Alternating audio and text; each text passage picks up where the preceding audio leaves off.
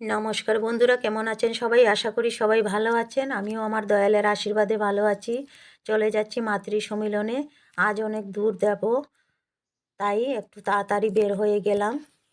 যেতে যেতে রাস্তার দুনো সাইড ভিডিও করে নিলাম। ভিডিও করে করে চলে গেলাম রাস্তার ওই পাশে গৌরাঙ্গ মঠের সামনে। আরও মায়েরা সাথে যাবেন, ওনাদের অপেক্ষা করছিলাম।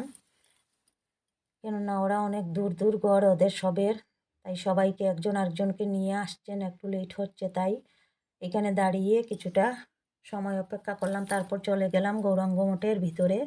ভিতরে গিয়ে এখানে প্রণাম করলাম। প্রণাম করার পর ওনারা চলে আসলেন, ফোন করলেন, তাই চলে আসলাম।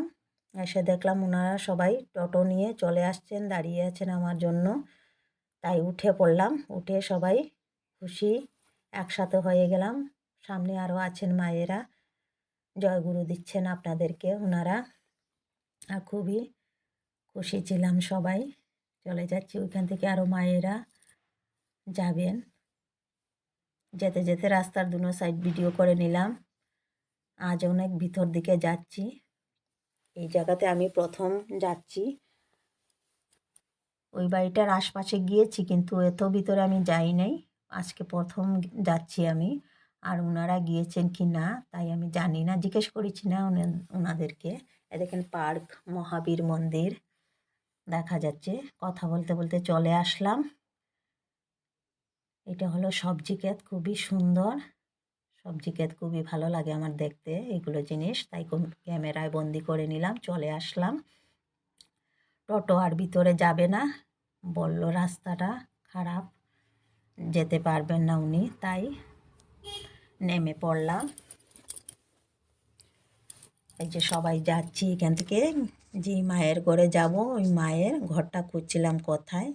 ওইখান থেকে লোকাল একজন বের হয়ে বলে দিলেন যে রাস্তাটা কোন দিকে, তাই চলে গেলাম। ভীষণ উঁচা নিচা ছিল জায়গাটা, দেখেন একজন আরেকজনকে ধরে হেল্প করছিল। সবাই একজন আরেকজনকে দেখছে কিভাবে নামতে পারবে কি। এই যে উনি ওইখানেরই যাচ্ছেন। আমি উপরে দাঁড়িয়ে ছিলাম। ওই যে আমার গুরুবোন জয়গুরু দিয়ে চলে গেল। সবাই আমাকে ডাকছে, আমিও নামছিলাম আস্তে আস্তে, কারণ এখানে একদম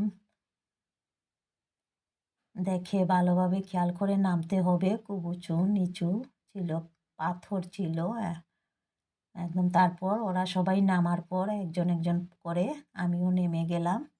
আর নামতে নামতে ভিডিও করে নিলাম। দেখেন কীরকম উঁচু।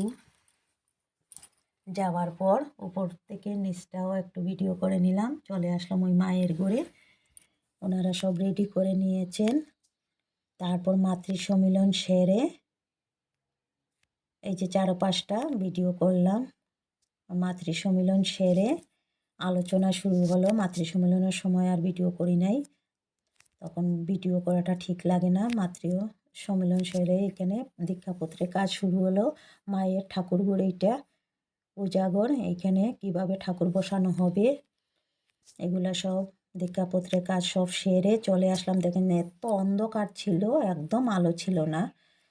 তাই সবাই গান কীর্তন করতে করতে, হই হাল্লা করতে করতে খুব ভালো লাগছিল। কিন্তু ঠাকুরের গান করতে করতে সবাই চলে আসলাম। আস্তে আস্তে এই একটু একটু আলো দেখা যাচ্ছে। বন্ধুরা, কেমন হলো আমার ভিডিওটা বলবেন।